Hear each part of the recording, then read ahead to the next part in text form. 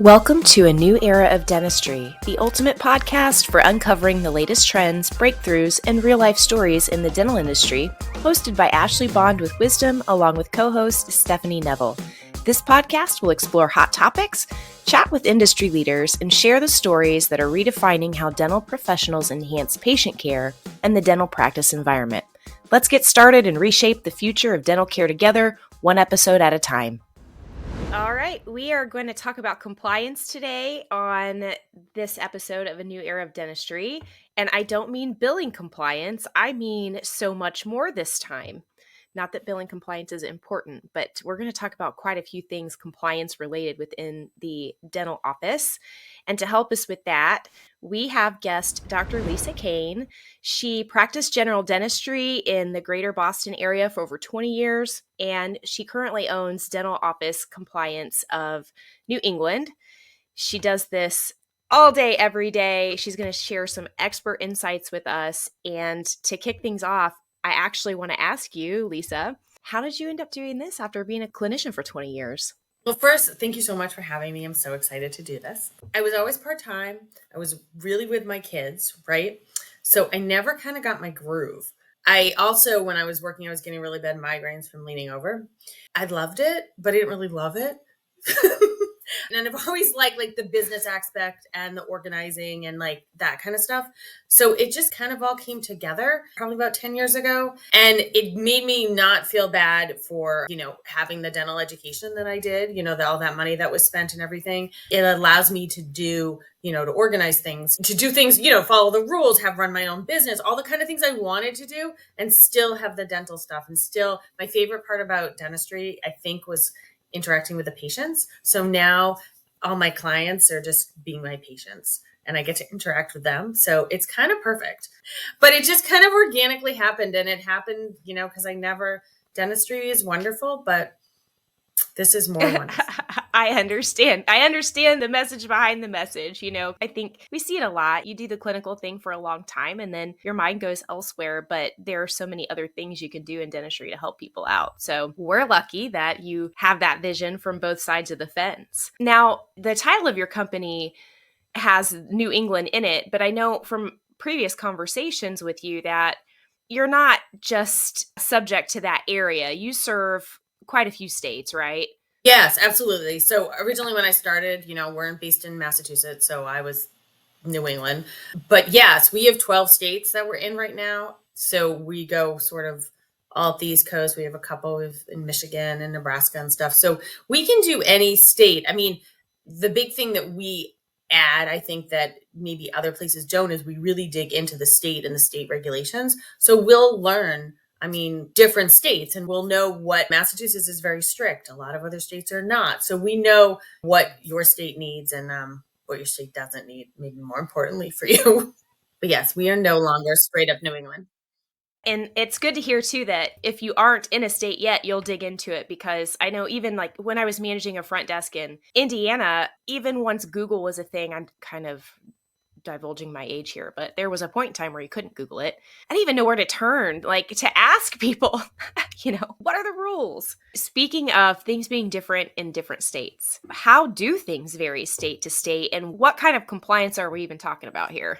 So we do sort of all things back office compliance, right? I love that you do the front stuff, right? The billing, the other things, right? All that kind of stuff is so important. But, we really focus on things clinically. So we do infection control, OSHA, HIPAA, that kind of stuff. We've really done a lot recently with controlled substances and DEA regulations, making sure that kind of stuff. Because what I have noticed is a lot of people are not logging, keeping the records that they're supposed to keep for controlled substances. And those are huge money items if you do get fined. So all things sort of behind the front desk, past the front desk, not behind the front desk. And then states they differ immensely, right? Some states require the CDC guidelines. Some states don't. Some states have their own OSHA regulations that add on to the federal regulations. The big thing now is lead aprons. The ADA talked about how lead aprons are probably not doing anything. Well, some states, fine, no lead aprons. Some states like Massachusetts,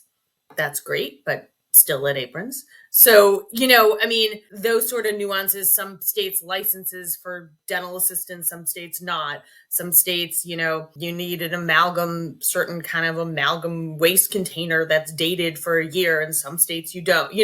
Everything, the registrations, we're really big on like making sure that the registrations that you have to have right? So like amalgam separators, radiology, licenses, sort of anything else related to that, everything's different. It's crazy how much it can vary. Okay, so random one-off question. Did COVID change compliance at all, like state to state? I mean, how much did it impact things, and has it swung back to normal, or is it just still impacted however it was? So COVID for me kind of got me, selfishly, it got me out there more, right? Everyone started fit testing the N95s. I think that became something that people were aware of, right? Nobody knew those existed before and that you had to fit test them. What the beauty of what COVID did was it got most offices to get stuff off the counter, right? So like I used to go in an office and there was all this stuff on the counter and all these things, and you can't disinfect gauze that's sitting out on the counter. And it got everyone to put everything in the drawers, right? And clean everything up, which was amazing and wonderful to see. It also kind of got people aware that there was such a thing as infection control and, really focusing on PPE and that kind of stuff. I would sort of agree with you if you were alluding to that.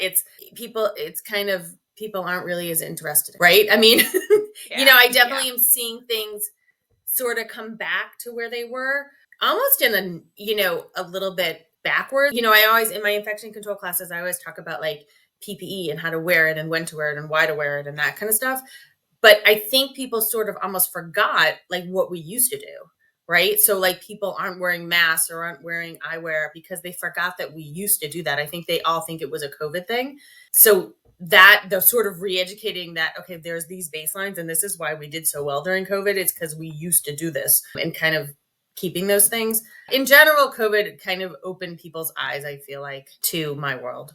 Yeah, I wondered about that. I think this is a compliance thing, but I can't tell you, ironically, if it's a real rule in Indiana, like the protective outerwear, lab coats, and things like that in the office. I think in Indiana, because it was every office I worked at, not everybody did it, you had to have a disposable gown. Like I worked in a children's pediatric clinic in a hospital. We had disposable gowns that had to be sterilized. You took it off, sterilize it. You weren't allowed to walk out in anything that you wore in the clinic. But in regular dental offices, we had lab coats. The dentist was supposed to pay for those, and they went into the washing machine at the dental office. You did not wear that home unless you were changing your scrubs at the dental office. So do you find in states that that's a real true rule, or is it dentist preference that maybe gets kind of shoved into this is a compliance rule sort of thing? I think, it's reminding me of sort of COVID, and everyone was making stuff up. Not that that's being made up, but everyone had their own idea, right? They'd be like, oh my gosh, I heard that you have to wear blue scrubs and like, a red hat and on Tuesdays or something, and everyone kind of said, oh, that's what you have to do. So the general sort of OSHA rule is that you can't wear PPE home. So PPE is what you wear on top of your street clothes. So scrubs are street clothes. So anything that you wear on top of it, whether it's a disposable thing, whether it's laundered, cannot go home with you, cannot go to lunch with you, can't go to the bathroom with you, can't go, other places too. But like, that's the general rule. So whether it's a clinic or a general practice, you're not supposed to have PPE, which is a clinical attire, in non-clinical areas. And again, there's no rule about it has to be disposable. It has to be laundered. It sort of can be whatever you want as long as you follow the regulations with it. Gotcha. Yeah, I don't know why anybody would want to wear that home anyway, considering all the great things flying around in the operatory with aerosols and everything else. People do. Lots of people do. So that's going to take me down this path, not from a critical or judgmental way, but maybe we can turn this into some positive, actionable things that offices can do right now. What do you see the most when you go into practices to help them out that they really should stop doing immediately? I see a lot of cross-contamination. I mean, we could go on for hours about this. So I see multiple things. I see people wearing gloves when they shouldn't be wearing gloves, right? And touching things and getting things dirty or things, whatever. I see a lot of open instruments, which I'm kind of blown away by. A lot of people, they think that once something's autoclaved, it's sort of indefinitely sterile, even though it's not in an autoclave bag anymore. So I see a lot of that. Things are only sterile while they live in the autoclave bag. So once you take it out, I wouldn't want it used in my mouth. I think the biggest sort of thing I see that people are not doing is record keeping. As a dentist, we did not learn this in school. I did not know you had to document things. I don't even think I knew you had a spore test. So, that's sort of the biggest thing I see is people not record keeping and documenting what they need to do, so that it's all about, like, if someone were to ask, if you were to get in trouble, I mean, I hate to be negative, but that's sort of what I do, right? So, do you have that? And then if you're not wearing the right PPE and sterilization and your hygienist gets something splashed in their eyes or drinks ultrasonic solution, like, do you have the plans and the documents and things to follow up and do what you're supposed to do about that, and then educate the team about how to change that and not have that happen again? That's sort of what I see the most, I feel like. So these days, I'm picturing Ashley and I have talked about the big red binder for SOPs in other areas, but part of the big red binder for me was always this side of compliance, OSHA spore strip tests, how often you cleaning cycle on your autoclave, changing the ultrasonic solution. Do you see that working well for offices or digital copies of it? Like, what 5 things everybody should be aware of immediately without, you coming in to help on a deeper level? 5 things, and where should they store that information and track it? So I feel like we're in a digital world, right? I think that, I come in offices and they'll have, like, here's my OSHA book, and you open it up and it has, like, the noise from the OSHA, the brand new book opening noise. So that's not really having an OSHA book. That's not really having anything because you're not using it, right? So when we work with offices, everything's digital. I'm a big fan of digital, right? You can take pictures of things. You can take pictures of your spore test, of your water tests. Those would be the 2 big things that you should be documenting. But having things digitally, the rules usually are in most states that as long as it's easily accessible, it's okay, right? If you had, a digital thing and you don't know how to access it, and if you needed it, you can't find it, then that's useless. But having something like that, you always do like a digital calendar to remind people about things, those are really important. So the 5 things, if I can think of 5 things, it would be spore testing, water testing, regular maintenance of your equipment, like the autoclave, x-ray calibration, that might be 4. And then, having the other things like having... Sorry, I put you on the spot. No, that's fine. Having like needle stick information, right? Like, what do you do? Make sure, trainings of people, every state has requirements for licenses. And if you don't have, most states don't track your CE. So if you're not making sure that your employees are actually taking the actual CE that they need and the right kind of CE, and whether it's live or not live, like, they're actually not real. I mean, they're licensed, but they're not legit.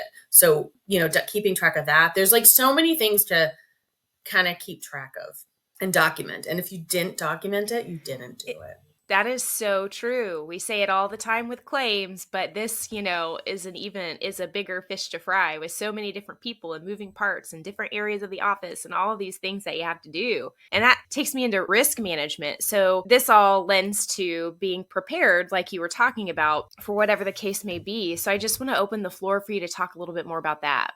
Yeah, I honestly have not seen as many board violations and OSHA complaints as I have recently. I think COVID somehow gave patients like this sense of like that they know what we're doing, or they understand infection control, but they don't. Like, it's sort of, they're enough to be dangerous, I feel like. So you want to be prepared, I think.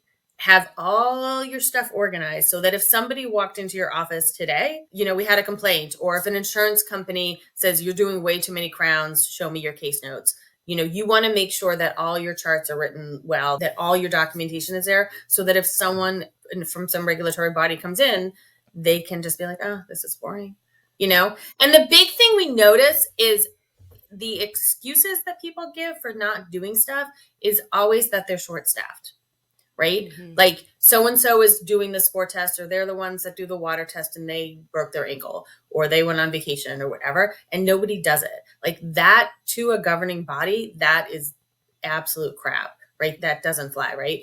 the owner of the practice is ultimately responsible for everything. So that's why it's really good to have some really good systems. And even if something goes wrong, right, what they want you to do is show how you're fixing it and what you're doing to make it not happen again. And that's part of risk management too, is like saying, oh, wait, there's something wrong here, but we're going to fix it. We're going to write it down that we fixed it and document how from here on out, we're going to do it in the right way.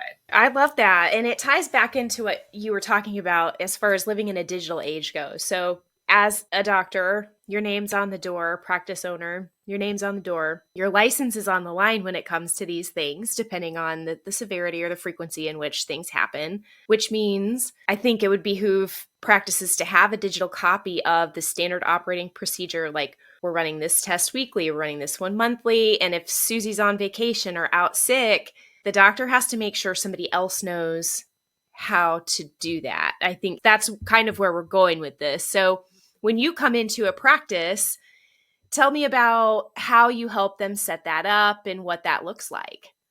Oh my gosh, thanks so much for asking that. So when we come into a practice, we do a walkthrough of our practice, right? We assess the situation to begin with, right? We see where you are, what you have, what systems you have in place, how you're, honestly, like we write this whole report. And unfortunately, I've never written a report that's been like, I'm all set. So we give recommendations, but what we really try to do is not be obnoxious about it. We are there, we'll hold your hand, we'll help you. We really want to get you to where you need to be so you're safe, your team is safe in the kindest way possible, right? And then we have a compliance program that we set up that's digital. So it's not the same as, I feel like a lot of people sort of have platforms and stuff, but this one, it's with us, right? You have us, we set it up for you. It's not like, here's the link, just go on and do what you need to do. We populate it, we guide you, we answer questions. My favorite is, literally all day long, like, our clients are calling us and asking us questions that like maybe stupid questions that maybe they're almost embarrassed to ask their owner or something, but we'll walk you through it and tell you what you need to do the right thing. So yes, we have a digital version of stuff, but it's sort of guiding you and, using a calendar and a chat feature and stuff to help you do what you need to do in a very kind way. We try not to be obnoxious. I love that. And I can tell, you don't want to be obnoxious about anything. I love that I'm hearing it's very practice, team specific. It's not judgmental. There are so many things you just don't know until you know. And it seems like you're like the Sherlock Holmes of let me figure out what you don't know and tell you in a way that you can digest, implement, and put into place with this custom made plan and digital tracker. So I think that sounds wonderful. I wish I'd had something like that. And then we do like the research for you, right? Like we figure out, we know what the states need. We know when things are due, when, whatever certificate is due, whatever. So like, again, nobody learns this stuff, right? I always feel like for someone in your team to like try to do all the research and figure it out. Like we don't know how long that's going to take and if they're going to find everything. So we really try to do the stuff. And honestly, if we don't know it, research it and find it out, or we'll find someone that does. And then we'll let all our clients know because it's probably something that everyone wants to know. Yeah, that's incredible. And it reminds me of what we do at Wisdom too, as far as the dental billing goes. It's not as overwhelming for our team to do what they do as somebody sitting in the office trying to do 20 different things. It's like we have 100+ people we can pool if we don't know the answer to a question just internally, let alone people like you and all the other content type partners that we have where we all learn from each other. So we always say, delegating something to one specific person, avoiding multitasking, holding people accountable, whether you're outsourcing your billing or outsourcing your compliance or not, that's like a key factor in making sure that your team is well prepared to do what they do. Do you have any advice along those lines for offices? And I want to make sure they know how to get a hold of you too. Yeah, I totally agree with you. I feel like you're so good at dentistry and focusing on your patients is the primary thing, right? And it's really important if you can. When I first started, I think people thought it was like, reflecting negatively on them if they didn't know how to do things, if they didn't know how to do billing, if they didn't know how to do compliance or other things. And I feel like now it's just sort of the smart thing to do, right? I don't understand anything about billing. I'm going to own it. But people call me and ask me stuff about it. And it's great to be able to call you and say, hey, help my client, and know that you're going to get somebody that like knows the answer and knows it correctly. So I do think, I don't think outsourcing should be sort of as much of a negative as it used to be. I think, you focus on your patients and doing right by your patients. And, if you had to spread yourself so thin, it'd be really hard. And I think you asked me how to get in touch with me too. So our website is doc4ne, as it used to be New England. So doc4ne.com. And it has all our information there. And that's probably the easiest way. Awesome. Amazing. And thank you for speaking about all of these things. I want to make sure, like you, we get questions, even though I don't know everything. Well, I know very little about compliance at this point. This is another thing about dentists and dental office managers. In our field, it does take a village. And it is hard to find experts in anything outside of what you learn clinically, because that's whether you're a hygienist, a doctor, an assistant, that's what you learn in school. You don't learn anything administrative. So I'm glad that we connected, because sometimes we get those questions too, like, hey, in Wisconsin, do you have to take an OSHA class every year? And we're like, I don't know, but I will figure out who to ask for you. And it seems that you, Lisa, may be that person. So this is really exciting. I'm so grateful you're focusing on this in the dental space. And thank you for being here with us today. We'll make sure in the show notes and everything that our listeners can get a hold of you to ask questions as well. Yeah, thank you. And I really appreciate it. I feel like these things and all things, like, if you're not billing correctly, you could we all know, there's been people that have gotten in huge trouble, right? So like, it's scary out there. So focus on your dentistry, send billing away. No. But yes, thank you so much for having me. And I really appreciate it. Yeah. Thanks for being here. Always wonderful to collaborate with somebody that lets the practices just worry about their patients, like you said, and leave all that other yucky stuff to other people. Thank you for joining us on today's journey through a new era of dentistry with your host, Ashley Bond. With wisdom in their network of industry leaders, each episode offers fresh insights and support in the evolving world of dentistry. Subscribe, stay tuned, and transform your career, practice, and patient experience. Until next time, keep innovating, keep caring, and stay smiling.